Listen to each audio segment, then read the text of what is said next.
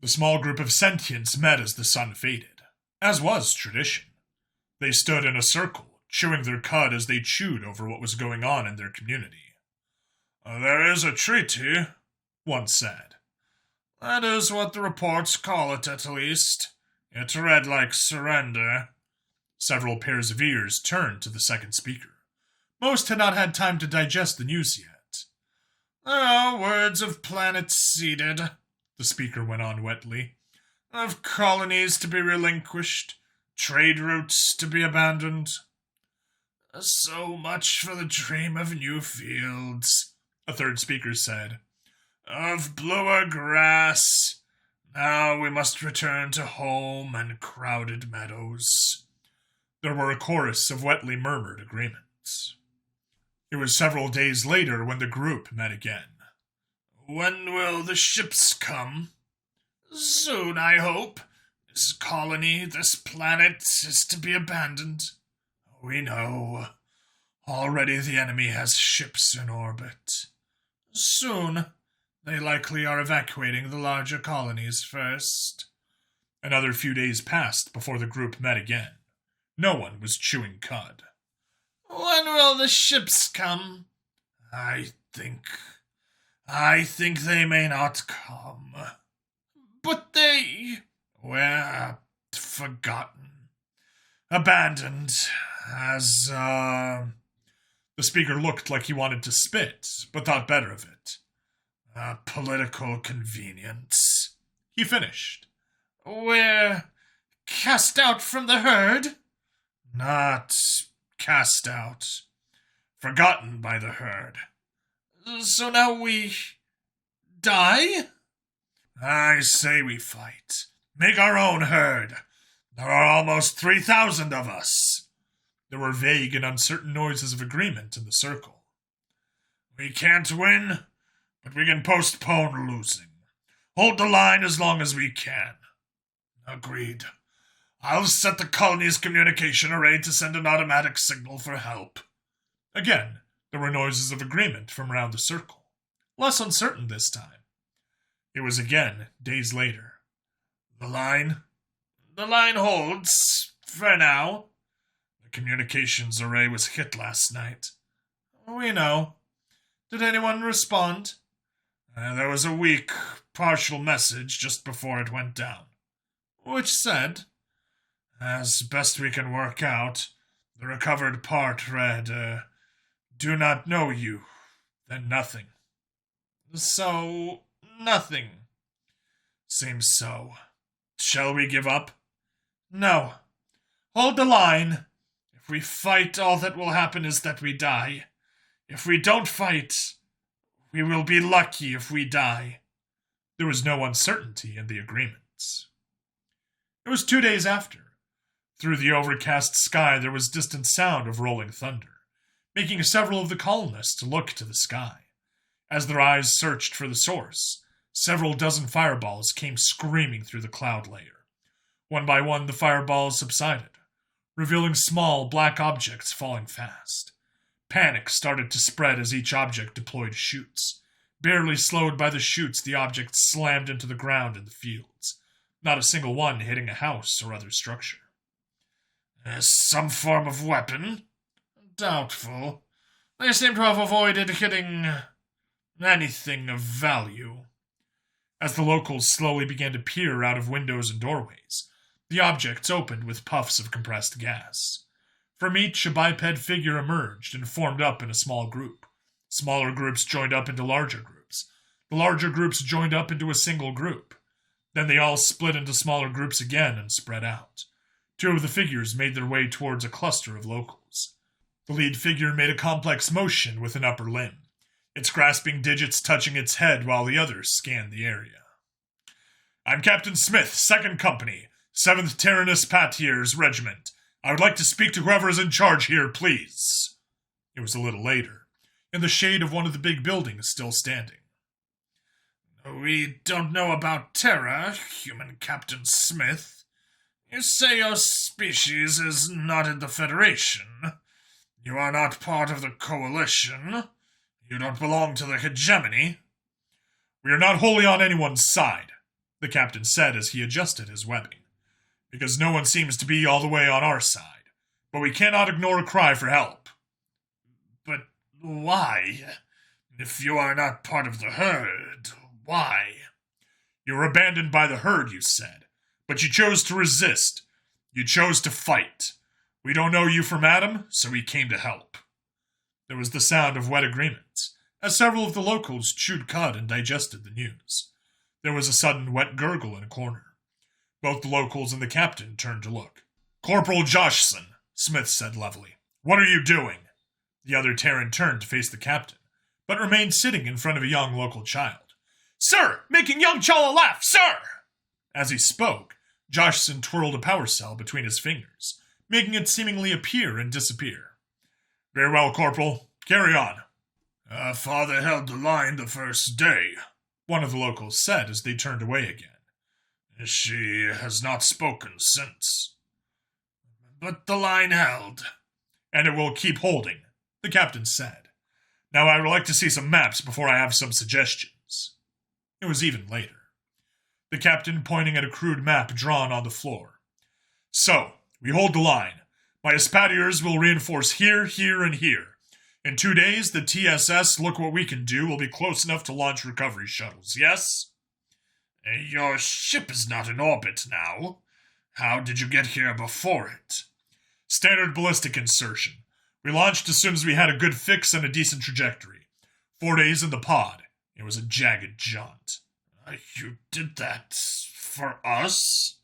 As I said, you asked for aid. We don't know you from Adam, so we came.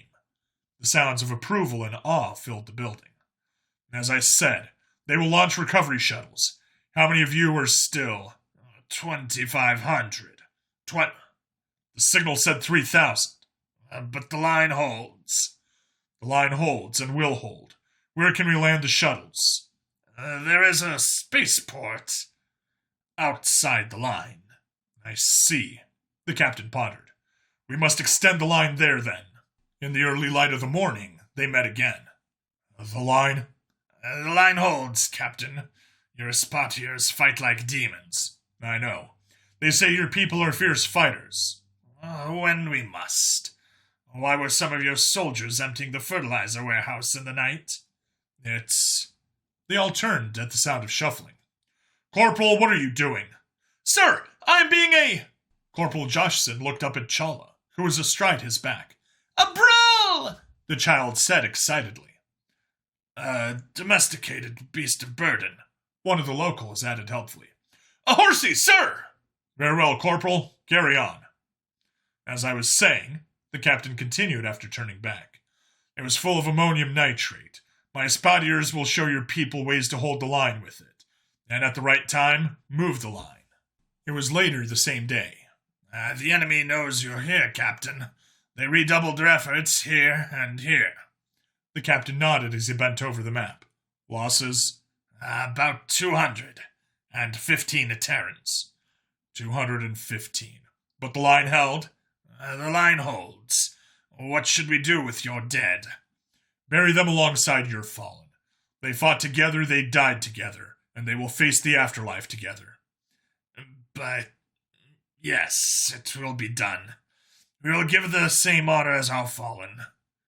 215. In just a few hours, but they held the line. The captain looked up from the map. A tired smile appeared as he watched Corporal Joshson and Chala walking along the line of wounded. We don't know you from Adam, he said as he nodded towards the odd pair. And those two recognized that we're kin. As night approached, the captain and several locals leaned over the map again. Captain, we must pull back at this point if we're to have enough forces to break through the spaceport. We would risk an enemy breakthrough here, and if we lose the flank, we'll ask for volunteers. If they move fast when the signal goes out, they can still make evacuation. Yes. The line must hold. Just a day more. And just 1 day more, Captain. And then a break for the spaceport. Let us go over the timings once again. The shuttles cannot stay on the ground very long. Can they lift 2,100? Not officially, But this is a low-gravity world. We just have to pack in tight and leave everything behind. Light slowly spread as the sun feebly shone through the dust and haze. The line holds, Captain. And it will be held for a few more hours. We are getting low on power cells and medical supplies. Yes, but your medics are working wonders.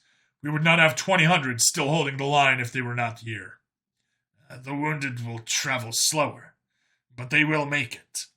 The noon sun was beating down. Shuttle launch has been confirmed. Good news, Captain. So we start moving. We start moving. A strong wedge in front, skirmishers in either flank, and the non-fighters in the middle. We have a request from several volunteers to stay behind and hold the line, to buy us some more time. I know. I don't like it, but it would delay the enemy. They all watched as the children, elderly, and wounded formed up among the bustling troops. A human figure moved among them, a child riding his shoulders. Your corporal is good with children. He must be a good father. He was, until... Never mind. We need to move. Hours later, hundreds of faces were turned skywards as the first shuttles came in. Remember, children and non-combatants on the first, then load according to the plan. The last group holds the line until the signal. The line will hold. Any words from the volunteers? They hold their line still. Good. Now let us hustle. We got 1,800 to load and lift. We still don't know why you came to help, but... As I said, we don't know you from Adam, but that is for later. The captain looked over the pandemonium of the spaceport, shaking his head as he saw a figure moving towards the outer perimeter. Corporal Joshson, where do you think you're going? Sir, to help hold the line, sir. Like hell you are, Corporal. You're going to be on the first flight out, and that is an order. But, sir. An order, Corporal. There is a girl there that doesn't know you yet. Sir. Later, as the TSS Look What We Can Do was burning hard to leave the system, the captain walked through the sick bays, speaking softly with every single wounded. Corporal Joshson, as you were. The corporal looked up from his seat beside the medbed. Sir, this is Chala's mother. She held the line and was on the last flight out, sir. Will she make it? Sir, I think... Yes. Yes, she will, sir. The corporal thought for a second before speaking again. Captain, can I request that I... Granted. Stay with her and Chala. Help them hold this line, and that is an order, if anyone wonders. Sir! Some of the locals caught up with the captain as he was leaving the infirmary. Captain, the last volunteers just signaled that they were prepared to blow up their positions. I see. They held the line this long. They held the line so the rest could escape. We call it a retreat, not an escape. A good word. We wish to thank you for coming to our aid. How could we not? But you didn't know us or who we are, and yet you still saved more than 1,600 of us. That reminds me, the captain said as he smiled. I've been informed that my translation has been a bit wrong. It shouldn't be, don't know you from Adam. It should be, can't tell you apart from Adam. We see. Who is Adam? The first human, and by extension any human. Like you, or me, or Corporal Joshson back there. They all turned and looked into the large infirmary, where two figures sat by a medbed, waiting. One Terran Espadier, one local child. Two humans waiting for a third to recover.